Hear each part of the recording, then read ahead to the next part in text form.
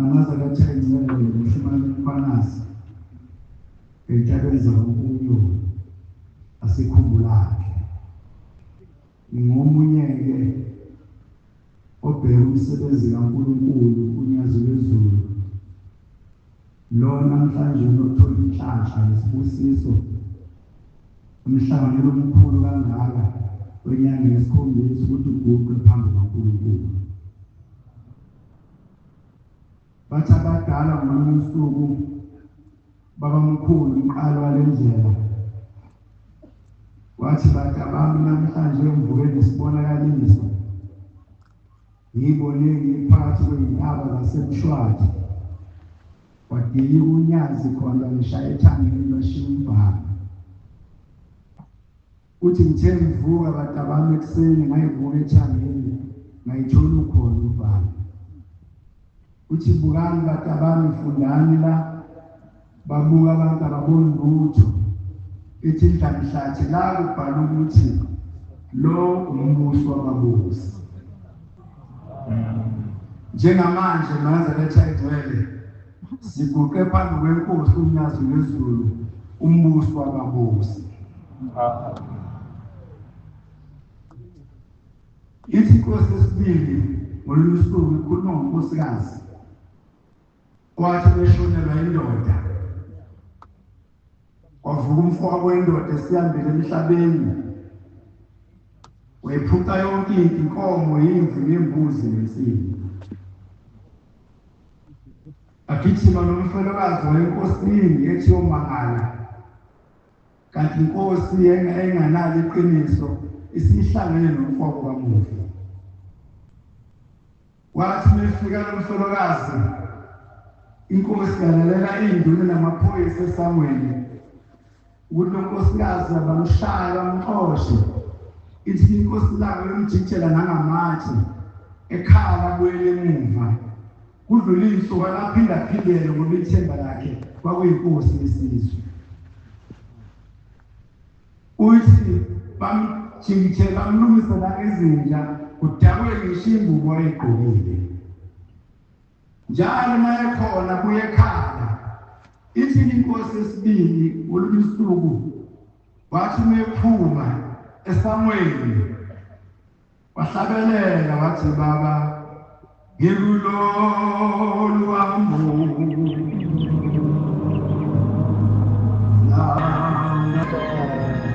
uthi yathi masisondele eSamueli wonkosi yaphinde ivesi yesibili yathi kwesaba kungembethe kepha ngama ngesaba thina kimi moya wamandla ngakudlula esigodini sosisi. Bathi bayixosha inkosi yaphuma yathi miyekele unkosikazi sengimphupha ngisho ebusuku miyekele angene la ekhaya. Ithi inkosi uManazaretha uNtangamasikothe nami uManazaretha nokuphikelela njengaye lonkosikazi. Ithi inkosi yesithathu bathi abafana masebegijima nenkonzo uManazaretha bathi number 3. Ithi inkosi inyanga yezulu umnikazi olenabathu eyehlangana abantwana baNkulunkulu. Ithi uManazaretha noma kade ona kodwa benayo esibhokweni. Abenayo esibhokweni uManazaretha noma onini abejele kodwa enayo esibhokweni kuze besiphela isigweba thethelele. Ithi namhlanje izihogo zigcwele uManazaretha ngenxa yamanga. Wonke uManazaretha namhlanje izihogo zigcwele uManazaretha ngenxa yamanga. Sizwile inkosi yesine uthini lonkosazana belifunda njalo incwadi ikhuluma ngamanga ayisinengiso phambi kaNkulunkulu. Ithe inkosi iqala iwendaba zimnandi inkosi phambi kwethu umbuso wababusi inkosi unyazo lwezulu yafika yaphuza abantu indaba zimnandi. Bantwana baNkulunkulu sihlangene ngenabathu ihlaselwa yimpi yamanga nenzondo nomona. Yathi imali nabasha abafundisi sasinabo njengoba namhlanje inabasha isihle kakhulu iyaphinda. futhi kwasamakhosi sifundisha abafana bezemva kwethu abathembisayo ukuthi ngendlela esikuhlela ngomsebenzi wakho sesikehlale sibukeka sagijima njengayizolo. Cela Nkosi bangashintshi ney'ntombi zingashintshi ebheke umsebenzi wakho emazingeni ngamazinga enabantu. Basuka ngikhuluma ngempi yamanga ehlasela uNazaretha. Basuka abanye baye enkosini yangayizulu bayothi umfundisi uphele usekhanda ibandla lakhe. Ngikhuluma ngempi yamanga uNazaretha emsebenzini kaNkulunkulu. Uthi befika umfundisi uphele phambi kwenkosini yangayizulu ithi nami lo mfundisi othi usekhanda ibandla lakhe. Esasinabo siqalane nabathu. Namhlanje abantwana bakaNkulunkulu nethumela lokuphinyelela. Umuntu wesasodwa ngey'khini zikakhali negrace esikoleni ngizo. Saphinyelela ngale nabasho ngoba yasebusisile umnikazi wayo. Awekho amanga angakhulunanga kuyo. Kodwa saphinyelela ngakhumbula inkonzo yenkosi lami uNazaretha nana nophinyelela njengalo mfelokazi. Saphinyelela uNazaretha engcwele. Ngolunye usuku ngikhuluma ngempi yamanga ebandleni lenkosi uNyazi lezulu. Umfundisi uDube basentabeni zaSongoye emazimeleni esizweni bakhe sebenza phamela umsebenzi wenkosi lami. Wake bahlaseleka kukhona amadoda amhlaliseka kabi. Wazothatha isinqumo sokuthi upakishe impahla yashiye ephakameni. Kodwa usembe uNkulunkulu wamuzwa esendlini angambikele kusihamba. Uthuma udriver wakhe uNdlangisa uthi Ndlangisa uthatha uMfokadube maseqedile ukusebenza sohlangana endaweni ethile.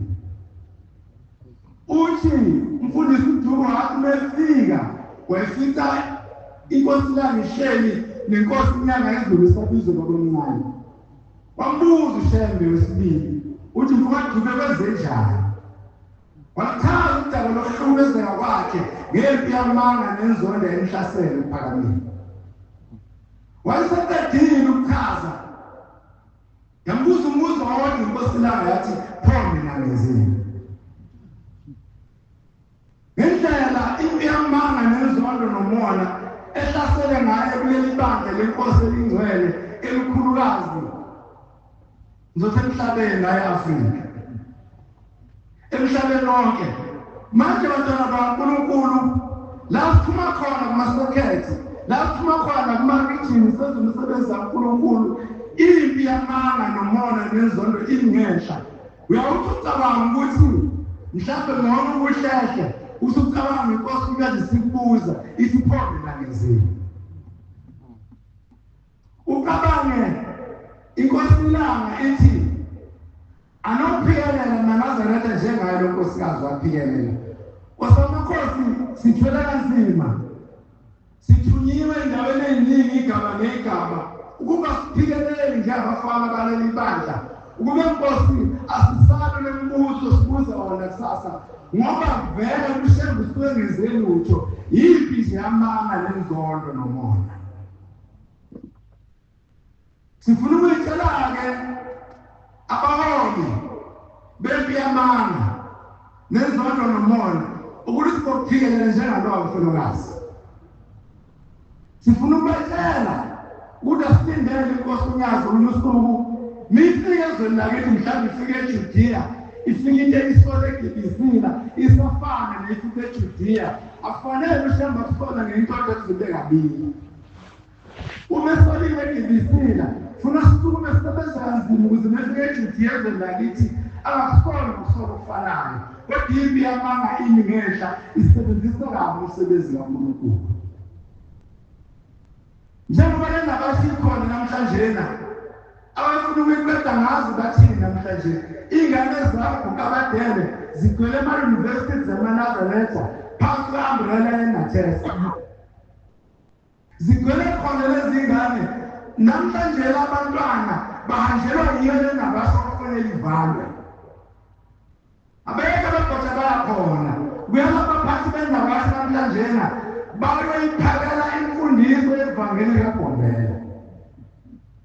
ngisho ngalama exam kusamakhosi babisa thina ukuthi banomthandazo sebezoqala ukubhala ngeke ngayidingi uthini eMaritzburg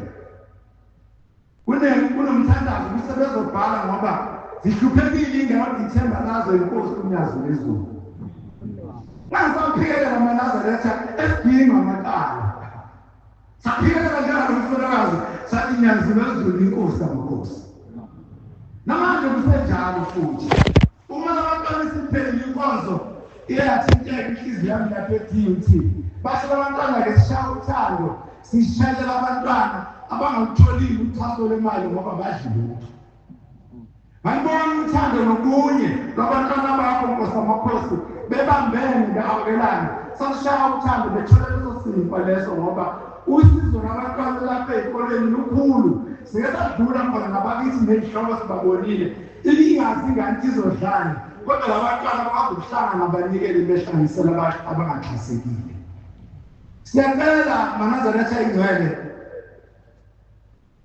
ukuthi Nkosi amakhosi bobaba sizingane zenu bafundisi bonyazi nabavangeli benihlezi nobaba bethu izolo sizingane nobaba umfundisi uNtombela nje ubaba ngembona umbiza ngegama kuyahluka ukhule naye bobaba bakhona izinto ezimbi elizizwa ngamagama ethu sibizeni thina iqiniso lazo niyakasho lutho nikafazi lutho sibizeni nathi izingane zala ekhaya sihlabatha la ekhaya njengoba indlela iqede ngihleli phezu kwethu ngishamadokotela wakhe phezu kwethu njengoba uNkulunkulu mekithi umgidi ngigida phezu kwethu noma ungihamba kanjani sona sikhambile nje ngeke ngisiqede siyacela baba sibathandane sibahloniphayo ukuthi uma kukhona elizwayo ngamagama ethu sibizeni thina iqiniso lakho ngoba nizolithola iqiniso ngaphambi kokuthi sithole sesibazi singezana lutho alawa mazwi amafishane hlalisothi siphambi kwaNkulunkulu kufuneka intobeko kufuneka inhlonipho ngingabanga umsindo ontwele ekhaya ibaba nikhuluma inkulumo engangezinga lenu niyahlasela itomzentethelelo kusasa fune ngiganweni futhi